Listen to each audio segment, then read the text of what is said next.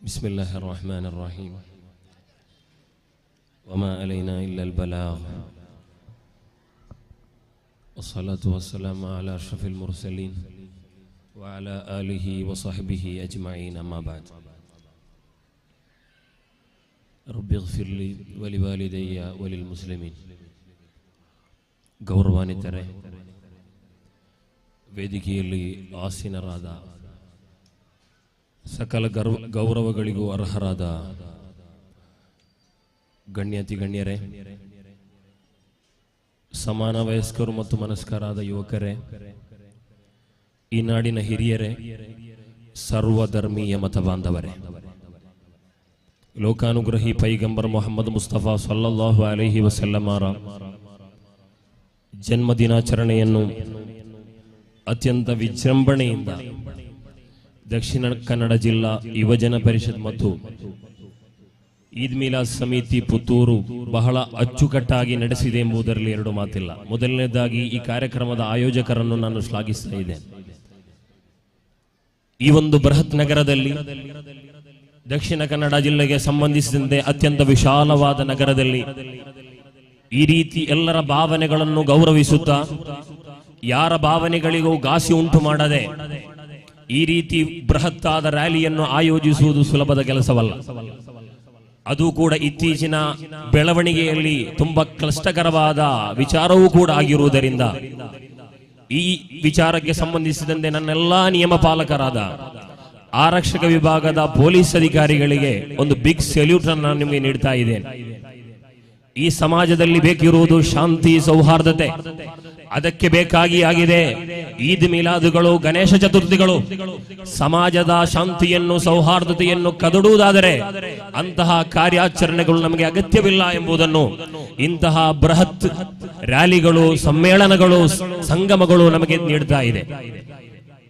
ಪ್ರೀತಿಯ ಮಿತ್ರರೇ, ಪೈಗಂಬರ್ ಸಲ್ಲಲ್ಲಾಹು ಅಲೈಹಿ ವಸಲ್ಲಮರು 1499 ವರ್ಷದ ಮೊದಲು ಮಕ್ಕಾ ಎಂಬ ಆ ಪ್ರದೇಶದಲ್ಲಿ ಬೆಳೆದು ಇಂದು ಜಗತ್ತಿನಾದ್ಯಂತ ಅವರನ್ನು ಸ್ಮರಿಸಲ್ಪಡ್ತಾ ಇದೆ ಎಂದರೆ ಒಂದೇ ಒಂದು ಕಾರಣ.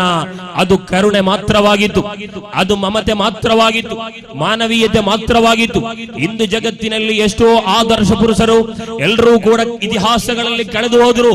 ಅವರ ಬಗ್ಗೆ ಚರ್ಚಿಸುವಂತಹ ಸಂದರ್ಭದಲ್ಲಿ ವಿಮರ್ಶೆಗಳಿದೆ, ಟೀಕೆಗಳಿದೆ. ಅವರು ಇದ್ದಾರೋ ಇಲ್ಲವೋ, ಅವರ ಅಸ್ತಿತ್ವದ ಇದೆಯೋ ಇಲ್ಲವೋ ಎಂಬುದರ ಬಗ್ಗೆ ಚರ್ಚೆ ಇದೆ.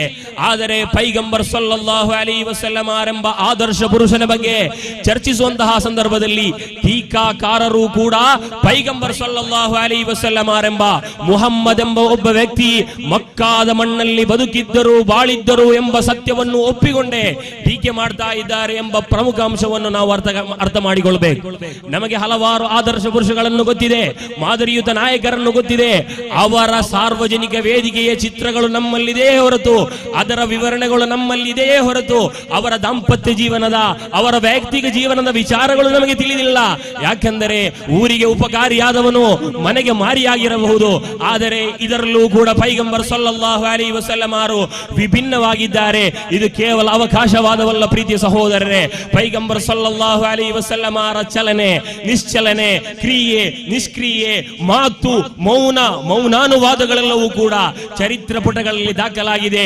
ದಾಖಲಾದದ್ದು ಮಾತ್ರವಲ್ಲ, 1400 ವರ್ಷಗಳ ಹಿಂದೆ ಈಚೆಗೆ ತಲೆಮಾರುಗಳಿಂದ ತಲೆಮಾರು ಯಾವುದೇ ಒಂದು ತಪ್ಪು ಗ್ರಹಿಕೆಗಳು ಬರದ ರೀತಿಯಲ್ಲಿ, ಅನ್ಯ ಕಲಾಮುಗಳು, ಅನ್ಯ ಮಾತುಗಳು ಅದಕ್ಕೆ ಸೇರದಂತಹ ರೀತಿಯಲ್ಲಿ ಹದೀಸ್ ಶಾಸ್ತ್ರಗಳನ್ನು ಇಂದು ಕೂಡ ಜೋಪಾನವಾಗಿ ಇಟ್ಟಿದ್ದಾರೆಂದರೆ ಒಬ್ಬನ ಕಲಾಂ ಅಂತ್ಯ ದಿನದವರೆಗೂ ಇಲ್ಲಿ ನೆಲೆ ನಿಲ್ಲಬೇಕು ಎಂದು ಸಾವಿರಾರು, ಸಹಸ್ರಾರು, ಲಕ್ಷಾಂತರ ಮಂದಿಯ ಬಯೋಡಾಟಗಳನ್ನು ಅವರ ಜನನ ಎಲ್ಲಿ, ಅವರ ಮರಣ ಎಲ್ಲಿ ಎಂಬುದನ್ನು ಪೈಗಂಬರ್ ಸಲ್ಲಲ್ಲಾಹು ಅಲೈಹಿ ವಸಲ್ಲಮರ ಹದೀಸ್ ಅದು ಸರಿಯೇ ಇದೆ, ಅವರು ಸರಿಯಾಗಿ ಹೇಳಿದ್ದಾರೆ ಎಂಬುದನ್ನು ಚರ್ಚಿಸಲೋಸ್ಕರ ಇಲ್ಲಿ ದಶಲಕ್ಷ ಬರುವಂತಹ ಜನರ ಬಯೋಡಾಟಗಳನ್ನು ಇಲ್ಲಿ ಉಲ್ಲೇಖಿಸಲ್ಪಟ್ಟಿದೆ. ಆದರೆ ಅದು ಈ ಜಗತ್ತಿನಲ್ಲಿರುವುದು ಪೈಗಂಬರ್ ಸಲ್ಲಲ್ಲಾಹು ಅಲೈಹಿ ವಸಲ್ಲಮರಿಗೆ ಮಾತ್ರ.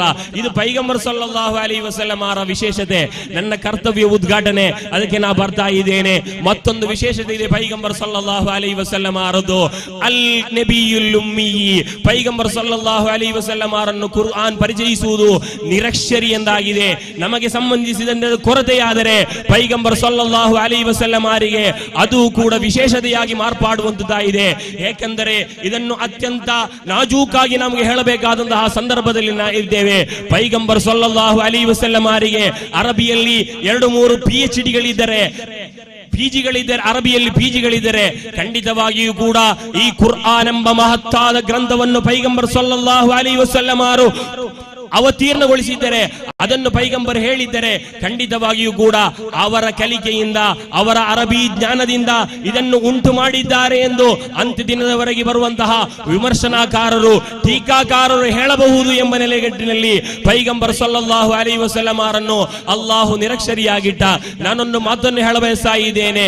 ಕೇರಳದ ಕವಿಯಾದಂತಹ ಕಲ್ಪಟ್ಟ ನಾರಾಯಣರು ಮಾತು ಹೇಳ್ತಾರೆ, ಅದನ್ನು ಕನ್ನಡದಲ್ಲಿ ನಾ ಹೇಳ್ತೇನೆ. ಓ ಪ್ರವಾದಿವರಿಯರೇ, ತಾವು ನಿರಕ್ಷರಿಯಾಗಿರಲೂಬಹುದು, ತಾವು ನಿರಕ್ಷರಿ ಆಗಿರಲೂಬಹುದು, ಆದರೆ ತಾವು ಹೇಳಿದ್ದು ಈ ಹಿಂದೆ ಯಾರೂ ಬರೆಯದ್ದನ್ನು, ತಾವು ಹೇಳಿದ್ದು ಈ ಹಿಂದೆ ಯಾರೂ ಬರೆಯದ್ದನ್ನು ಇಂತಹ ನಿರಕ್ಷರಿಯಾದಂತಹ ಪೈಗಂಬರ್ ಸಲ್ಲಲ್ಲಾಹು ಅಲೈಹಿ ವಸಲ್ಲಮರು 1400 ವರ್ಷಗಳಿಂದ ಈಚೆ ಬರುವಂತಹ ಕೋಟ್ಯಾಂತರ ಜನ ಸಮುದಾಯವನ್ನು, ಕೋಟ್ಯಾಂತರ ಅನುಯಾಯಿಗಳನ್ನು ಇಂದು ಕೂಡ ನಿಯಂತ್ರಿಸ್ತಾ ಇದ್ದಾರೆ.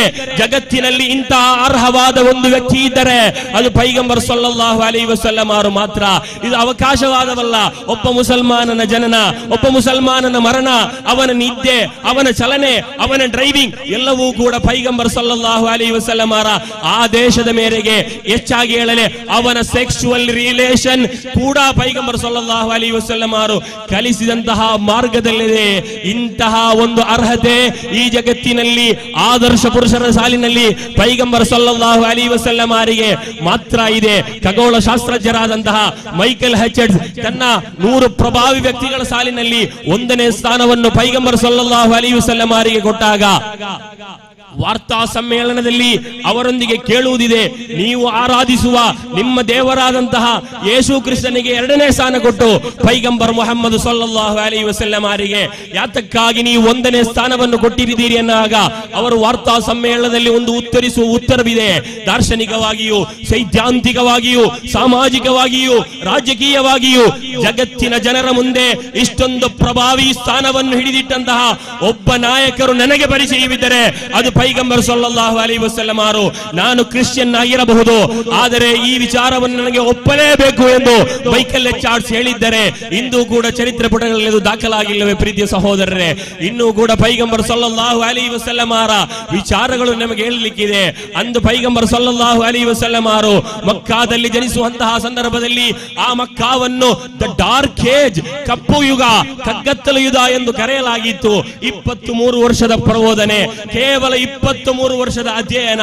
ಅಸ್ಹಾಬಿ ಕನ್ನುಜೂಮ್ ಫಬಿ ಅಯ್ಯಿಂ ಇಹ್ತದೈತುಂ ಇಹ್ತದೈತುಂ. ಹೆಣ್ಣು ಹೊಣ್ಣು ಮಣ್ಣಿಗಾಗಿ ಮಾತ್ರ ಬದುಕಿದ್ದಂತಹ, ತಾನುಟ್ಟಿಸಿದ ಮಗಳನ್ನು ಕೊಲ್ಲಲು ಯಾವುದೇ ಹಿಂಜರಿಯದಂತಹ ಸಮುದಾಯದ ಮುಂದೆ ಪೈಗಂಬರ್ ಸಲ್ಲಲ್ಲಾಹು ಅಲೈಹಿ ವಸಲ್ಲಮರ ಬೋಧನೆಯ ಬಳಿಕ 23 ವರ್ಷಗಳಿದು ಹೇಳುವ ಮಾತಿದೆ, ಅಸ್ಹಾಬಿ ಕನ್ನುಜೂಮ್ ಫಬಿ ಅಯ್ಯಿಂ ಇಹ್ತದೈತುಂ ಇಹ್ತದೈತುಂ. ನನ್ನ ಸಹಾಬಾಗಳು, ನನ್ನ ಅನುಯಾಯಿಗಳು, ನೀವು ಡಾರ್ಕ್ ಏಜ್ ಎಂದು ಕರೆಯುತ್ತಿರುವ ಜನತೆ, ನೀವು ಕಪ್ಪು ಯುಗದಲ್ಲಿ ಬಳಲಿದವರು, ಬಾಳಿದವರು ಎಂದು ಕರೆಯುತ್ತಿದ್ದ ಜನತೆ, ಕನ್ನುಜೂಮ್ ಅವರೀಗ ನಕ್ಷತ್ರ ಸಮಾನರು. ಫಬಿ ಅಯ್ಯಿಂ ಇಹ್ತದೈತುಂ ಇಹ್ತದೈತುಂ. ನಿಮಗೆ ಯಾರಾದರೂ, ನಿಮ್ಮಲ್ಲಿ ಯಾರಾದರೂ ಒಬ್ಬ ಅವರನ್ನು ಹಿಂಬಾಲಿಸುವುದಾದರೆ ನಿಮಗೆ ಸ್ವರ್ಗ ಪ್ರಾಪ್ತಿಯಾಗಲಿದೆ, ನೀವು ಸತ್ಪಥದಲ್ಲಿದ್ದೀರಿ ಎಂದು ಘೋಷಣೆ ಹೊರಡಿಸಲು ಈ ಜಗತ್ತಿನ ಯಾರಿಗಾದರೊಬ್ಬರು ಸಾಧ್ಯವಾಗಿದ್ದರೆ ಅದು ಪೈಗಂಬರ್ ಸಲ್ಲಲ್ಲಾಹು ಅಲೈಹಿ ವಸಲ್ಲಮರು ಮಾತ್ರ. ನಿಮ್ಗೆ ಗೊತ್ತಿರಬಹುದು, ಆ ಸಂದರ್ಭದಲ್ಲಿ ಅಲ್ಲಿ ಯಹೂದಿಗಳಿದ್ರು, ಕ್ರಿಶ್ಚಿಯನಿಗಳಿದ್ರು, ಅವರ ಮಿಷನರಿಗಳಿತ್ತು. ಈ ಮಿಷನರಿಗಳಿಗೆ ಅಲ್ಲಿ ಬದಲಾವಣೆಯನ್ನು ತರಲು ಸಾಧ್ಯವಾಗಿಲ್ಲ. ಬದಲಾವಣೆಯನ್ನು ತರಲು ಸಾಧ್ಯವಾದದ್ದು ಮಮತೆ ರಸೂಲುಲ್ಲಾಹಿ ಸಲ್ಲಲ್ಲಾಹು ಅಲೈಹಿ ವಸಲ್ಲಂ, ಕರುಣೆಯ ರಸೂಲುಲ್ಲಾಹಿ ಸ್ವಲ್ಲಲ್ಲಾಹು ಅಲೈಹಿ ವಸಲ್ಲಂ ಅವರಿಂದ ಮಾತ್ರವಾಗಿದ್ದು ಪ್ರೀತಿಯ ಸಹೋದರರೇ, ಆ ಜನತೆಗೆ ಬದುಕು ಹಕ್ಕನ್ನು ಕೊಟ್ಟದ್ದು ಪೈಗಂಬರ್ ಸಲ್ಲಲ್ಲಾಹು ಅಲೈಹಿ ವಸಲ್ಲಂ ಅವರು. ಹೆತ್ತದ್ದು ಹೆಣ್ಣಾದರೆ ಮಣ್ಣಲ್ಲಿ ಹೂಳುವಂತಹ ಜನ ಸಮುದಾಯದ ಮುಂದೆ ಪೈಗಂಬರ್ ಸಲ್ಲಲ್ಲಾಹು ಅಲೈಹಿ ವಸಲ್ಲಂ ಅವರು ಹೇಳಿದ್ರು, ಖೈರು ಮತಾಯಿ ದುನ್ಯಾ ಅಲ್ ಮರ್ಅತು ಸಾಲಿಹಾ, ಈ ಜಗತ್ತಿನ ಅತ್ಯಂತ ಬೆಲೆಬಾಳುವ ವಸ್ತು ಸದ್ಗುಣವಂತೆಯಾದ ಸುಶೀಲೆಯಾದ ಮಹಿಳೆಯಾಗಿದ್ದಾರೆ ಎಂದು ಹೇಳಿಕೊಡುವ ಮೂಲಕ ಅಲ್ ಜನ್ನತು ತಹತ ಅಕ್ದಾಮಿಲ್ ಉಮ್ಮಹಾತ್, ಸ್ವರ್ಗ ಇರುವುದು ತಾಯಿಯ ಕಾಲ್ಪಾದದಡಿ ಎಂದು ಹೇಳಿಕೊಡುವುದರ ಮೂಲಕ ಪಿತ್ರಾರ್ಜಿತ ಸ್ವತ್ತಿನಲ್ಲಿ ನಮ್ಮ ಸಂವಿಧಾನದ 1955 ತಿದ್ದುಪಡಿಯ ನಂತರ ಹೆಣ್ಣಿಗೆ ಪಿತ್ರಾರ್ಜಿತ ಸ್ವತ್ತಿನಲ್ಲಿ ವಾರಿಸು ಸ್ವತ್ತಿನಲ್ಲಿ ಅವಕಾಶ ಕಲ್ಪಿಸುವುದಾದರೆ ಪೈಗಂಬರ್ ಸಲ್ಲಲ್ಲಾಹು ಅಲೈಹಿ ವಸಲ್ಲಂ ಅವರು ಹೆಂಡತಿಗೆ, ಮಕ್ಕಳಿಗೆ, ಸಹೋದರಿಗೆ, ತಾಯಿಗೆ, ಅಜ್ಜಿಗೆ ಒಬ್ಬ ಮನುಷ್ಯನ ಸ್ವತ್ತಿನಿಂದ ಇಂತಿಷ್ಟು ಭಾಗ ಇದೆ ಎಂದು ಅಂದು ಮಹಿಳೆಯರಿಗೆ ಸ್ವತ್ತಿನ ಅವಕಾಶವನ್ನು ಕೊಟ್ಟು ಅವರನ್ನು ಮಹಿಳಾ ಸಬಲೀಕರಣವನ್ನು ಮಾಡಿದ ಜಗತ್ನಾಯಕ ಪೈಗಂಬರ್ ಸಲ್ಲಲ್ಲಾಹು ಅಲೈಹಿ ವಸಲ್ಲಂ ಅವರು. ಪೈಗಂಬರ್ ಸಲ್ಲಲ್ಲಾಹು ಅಲೈಹಿ ವಸಲ್ಲಂ ಅವರನ್ನು ಇಂದು ಕೂಡ ಈ ಜಗತ್ತಿನ ಕೋಟ್ಯಾಂತರ ಮುಸಲ್ಮಾನರು ಅಂಗೀಕರಿಸಿ ಬದುಕುವುದು ಕೇವಲ ನಮ್ಮ ಆಧ್ಯಾತ್ಮಿಕ ನಾಯಕರಾದಕ್ಕಲ್ಲ, ರಾಜಕೀಯವಾಗಿಯೂ ಸಾಮಾಜಿಕವಾಗಿಯೂ ಒಬ್ಬ ಮನುಷ್ಯನು ಯಾವ ರೀತಿ ಬದುಕಬೇಕು ಎಂಬುದನ್ನು ಸಂಪೂರ್ಣವಾಗಿ ಕಲಿಸಿಕೊಟ್ಟ ನೇತಾರರಾಗಿದ್ದಾರೆ ಪೈಗಂಬರ್ ಸಲ್ಲಲ್ಲಾಹು ಅಲೈಹಿ ವಸಲ್ಲಂ ಅವರು. ಕ್ಯಾಸ್ಟಿಸಂ, ಪರಸ್ಪರ ಜಾತಿ ಹೆಸರಿನಲ್ಲಿ ಪರಸ್ಪರ ಮೇಲು ಕೀಳು ಎಂಬ ಭಾವನೆಯಿಂದ ಬದುಕುತ್ತಿದ್ದ ಆ ಮಕ್ಕಾದ ಜನತೆಯೊಂದಿಗೆ ಪೈಗಂಬರ್ ಸಲ್ಲಲ್ಲಾಹು ಅಲೈಹಿ ವಸಲ್ಲಂ ಅವರು ಪ್ರಾಯೋಗಿಕವಾದ ಪ್ರಬೋಧನೆಯನ್ನು ನಡೆಸಿದ್ದಾರೆ. ಕರಿಯರಾದಂತಹ ಬಿಲಾಲ್ ಇಬ್ನ್ ರಬಾಹ್ ರಲಿಯಲ್ಲಾಹು ಅನ್ಹು, ಬಿಳಿಯರಾದಂತಹ ಸಲ್ಮಾನುಲ್ ಫಾರಿಸ್ ರಲಿಯಲ್ಲಾಹು ಅನ್ಹುರನ್ನು ಒಂದೇ ತಟ್ಟೆಯಲ್ಲಿ ಕುಳ್ಳಿರಿಸಿ ಊಟ ಮಾಡುವುದರ ಮೂಲಕ, ಊಟ ಮಾಡಿಸುವ ಮೂಲಕ ಜಗತ್ತಿಗೆ ಒಂದು ಸಂದೇಶವನ್ನು ರವಾನೆ ಮಾಡುತ್ತಾರೆ. ಇನ್ನ ಅಕ್ರಮಕುಂ ಇಂದಲ್ಲಾಹಿ ಅತ್ಕಾಕುಂ, ಇನ್ನ ಅಕ್ರಮಕುಂ ಇಂದಲ್ಲಾಹಿ ಅತ್ಕಾಕುಂ. ಬಿಳಿಯೋ ಕರಿಯೋ ಧನಿಕನೋ ಬಡವನೋ ಇಲ್ಲಿ ವ್ಯತ್ಯಾಸಗಳಿಲ್ಲ, ವ್ಯತ್ಯಾಸಗಳಿರುವುದು ನಿಮ್ಮೊಳಗಿನ ದೈವ ಭಕ್ತಿಯಿಂದ ಮಾತ್ರ.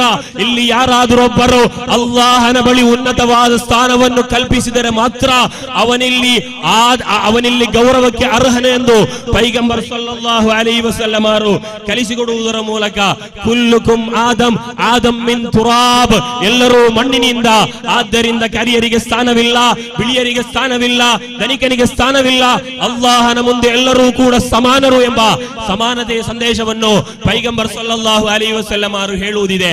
ಮಹಿಳೆಯರ ಸ್ವಾತಂತ್ರ್ಯ ವಿಚಾರದಲ್ಲಿ ಇಸ್ಲಾಂ ಅನ್ನು ಟೀಕೆ ಮಾಡುವ ಟೀಕೆಕಾರರು ಹೇರಾಳವಾಗಿದ್ದಾರೆ. ಒಂದು ಮಾತನ್ನು ಹೇಳಬಯಸ್ತಾ ಇದ್ದೇನೆ, ಸ್ತ್ರೀ ಪುರುಷ ಸಮಾನತೆಯನ್ನು ಒಪ್ಪಿದ ಬುದ್ಧಿವಂತರು ಯಾರು? ಬೌದ್ಧಿಕವಾಗಿ ಬೆಳೆದವರಲ್ಲಿ ಸ್ತ್ರೀ ಪುರುಷ ಸಮಾನತೆಯನ್ನು ಒಪ್ಪಿದವರು ಯಾರು? ಶಾರೀರಿಕವಾಗಿಯೂ ಮೆಂಟಲಿ ಫಿಸಿಕಲಿ ಸ್ತ್ರೀ ಪುರುಷ ಸಂಪೂರ್ಣವಾಗಿ ಭಿನ್ನರು.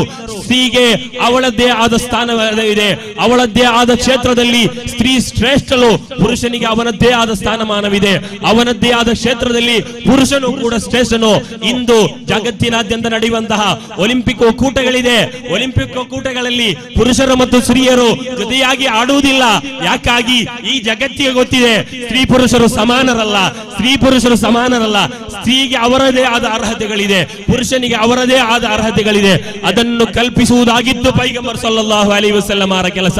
ಅದನ್ನವರು ಮಾಡಿ ಮುಗಿಸಿದ್ದರು ಮಾತ್ರವಲ್ಲ, ಜಗತ್ತಿನಾದ್ಯಂತ ಬರುವ ಅನುಯಾಯಿಗಳಿಗೆ ಕಲಿಸಿಕೊಟ್ಟರು ಎಂಬ ಮಹತ್ವವಾದ ಅಂಶವನ್ನು ನಾವು ಅರ್ಥ ಮಾಡಿಕೊಳ್ಳಬೇಕು. ಪ್ರೀತಿಯ ಸಹೋದರರೇ, ನಮಗೆ ಸೌಹಾರ್ದಯುತ ಬದುಕಬೇಕು, ಸೌಹಾರ್ದಯುತ ಬಾಳಬೇಕು.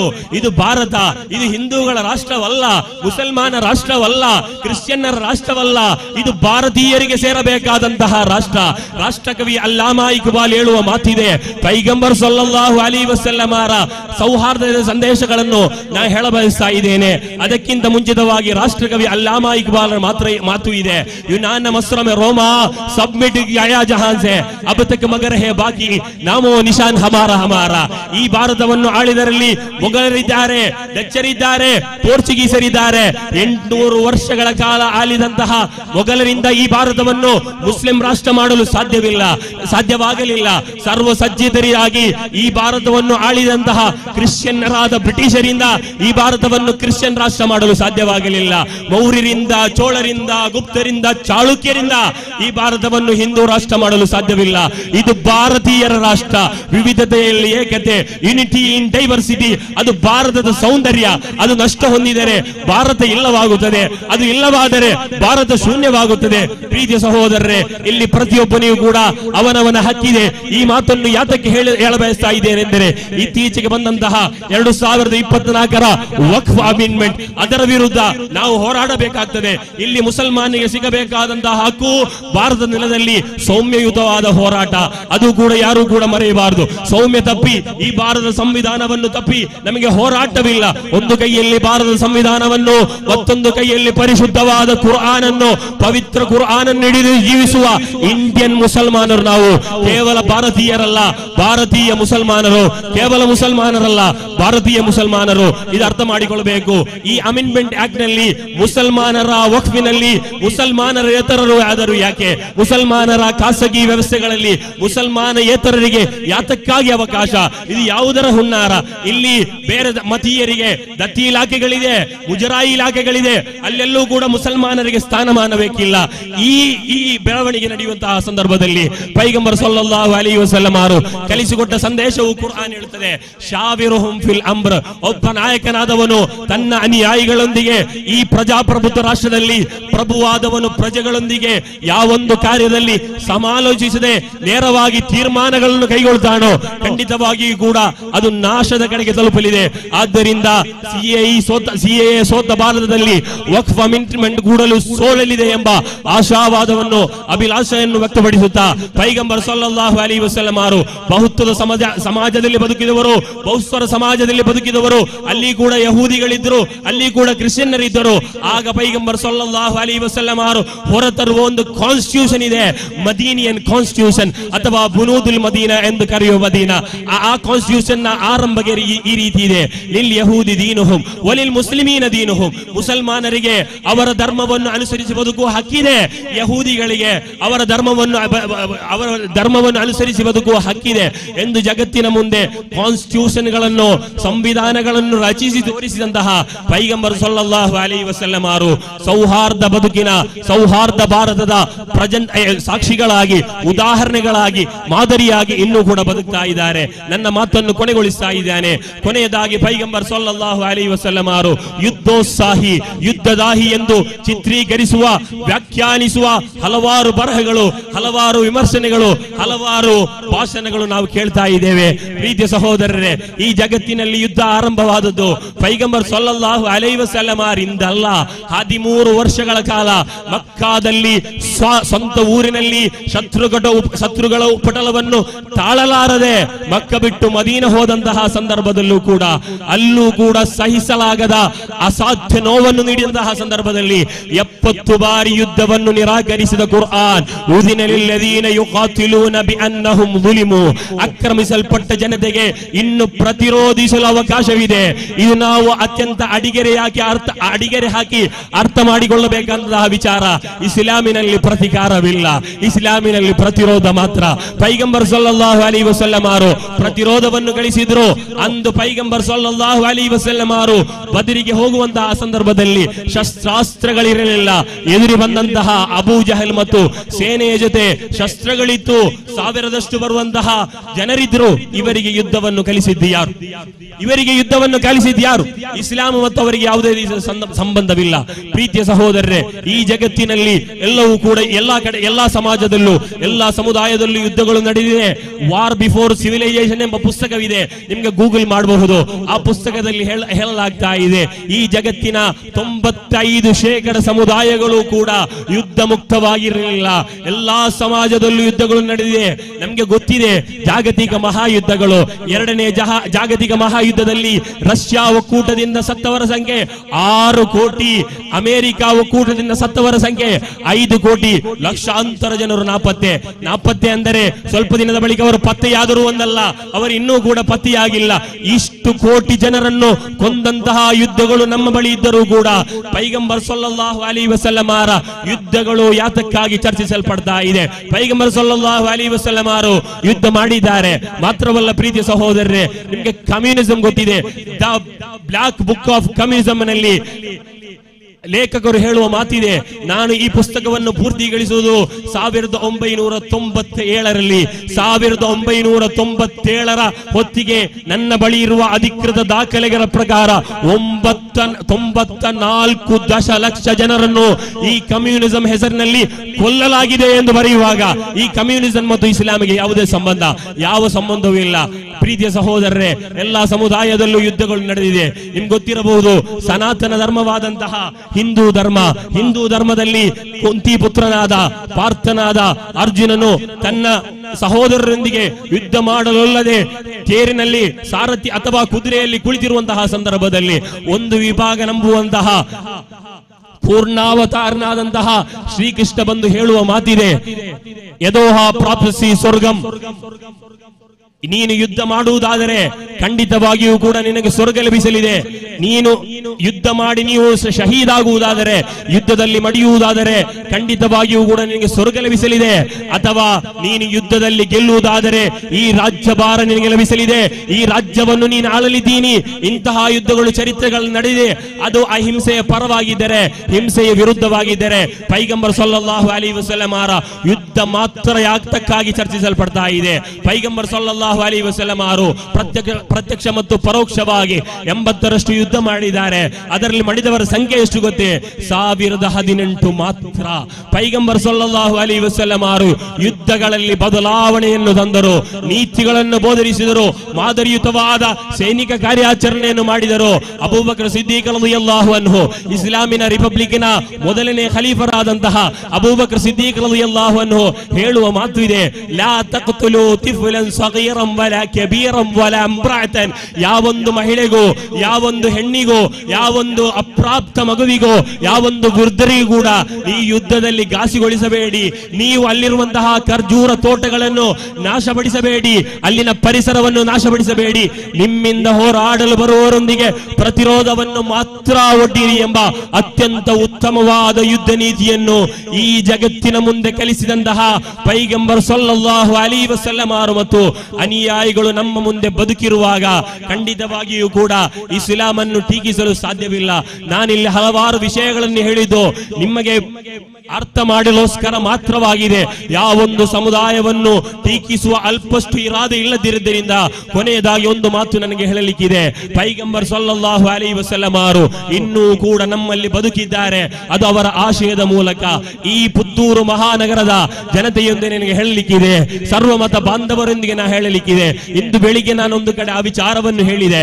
ಇಸ್ಲಾಮನ್ನು ಕಲಿಯಬೇಕಾದದ್ದು ಮಂಡ್ಯದಿಂದ ಅಲ್ಲ, ಇಸ್ಲಾಮನ್ನು ಕಲಿಯಬೇಕಾದದ್ದು ಡಿಜೆ ಹಳ್ಳಿ ಕೆಜೆ ಹಳ್ಳಿಯಿಂದ ಅಲ್ಲ, ಇಸ್ಲಾಮನ್ನು ಕಲಿಯಬೇಕಾದದ್ದು ಶಿವಮೊಗ್ಗದಿಂದ ಅಲ್ಲ, ಇಸ್ಲಾಮನ್ನು ಕಲಿಯಬೇಕಾದದ್ದು ಲಷ್ಕರೆ ತೊಯ್ಬಾದಿಂದಲೋ ಜೈಷೆ ಮುಹಮ್ಮದರಿಂದಲೋ ಅಲ್ಲ, ಇಸ್ಲಾಮನ್ನು ಕಲಿಯಬೇಕಾದದ್ದು ಮದೀನಾದಿಂದ, ಇಸ್ಲಾಮನ್ನು ಕಲಿಯಬೇಕಾದದ್ದು ಪೈಗಂಬರ್ ಸಲ್ಲಲ್ಲಾಹು ಅಲೈಹಿ ವಸಲ್ಲಂ ಅವರಿಂದ, ಇಸ್ಲಾಮನ್ನು ಕಲಿಯಬೇಕಾದದ್ದು ಪೈಗಂಬರ್ ಸಲ್ಲಲ್ಲಾಹು ಅಲೈಹಿ ವಸಲ್ಲಂ ಅವರ ಆಚಾರಗಳನ್ನು, ವಿಚಾರಗಳನ್ನು, ದರ್ಶನಗಳನ್ನು ಪಾಲಿಸಿ ಬದುಕುತ್ತಿರುವ ನಿಮ್ಮೂರಿನ ಸೌಮ್ಯ ಸ್ವಭಾವಿಗಳಾದ ಮುಸಲ್ಮಾನರಿಂದ ಹೊರತು ಇಸ್ಲಾಮನ್ನು ಮೀಡಿಯಾಗಳ ಮೂಲಕ ನಿಮಗೆ ತಿಳಿಯಲು ಸಾಧ್ಯವಿಲ್ಲ ಎಂಬ ಮಾತನ್ನು ಹೇಳುತ್ತಾ ಅವಕಾಶಕ್ಕಾಗಿ ಅನಂತ ಧನ್ಯವಾದಗಳನ್ನು, ಕೃತಜ್ಞತೆಗಳನ್ನು ಸಲ್ಲಿಸುತ್ತಾ ಬಿಸ್ಮಿಲ್ಲಾಹಿರ್ ರಹಮಾನಿರ್ ರಹೀಂ ವ ಇನ್ನಕ ಲಅಲಾ ಖುಲುಕಿನ್ ಅಜೀಮ್ ಎಂಬ ಕುರ್ಆನಿನ ಅತ್ಯಂತ ಪ್ರಮುಖ ಸೂಕ್ತವನ್ನು ಹೇಳಿ ಈ ಕಾರ್ಯಕ್ರಮವನ್ನು ಉದ್ಘಾಟಿಸುವುದಾಗಿ ತಿಳಿಸುತ್ತಾ ನನ್ನ ಮಾತಿಗೆ ತಾತ್ಕಾಲಿಕ ವಿರಾಮ. ಅಸ್ಸಲಾಮು ಅಲೈಕುಂ ವರಹಮತುಲ್ಲಾಹ್.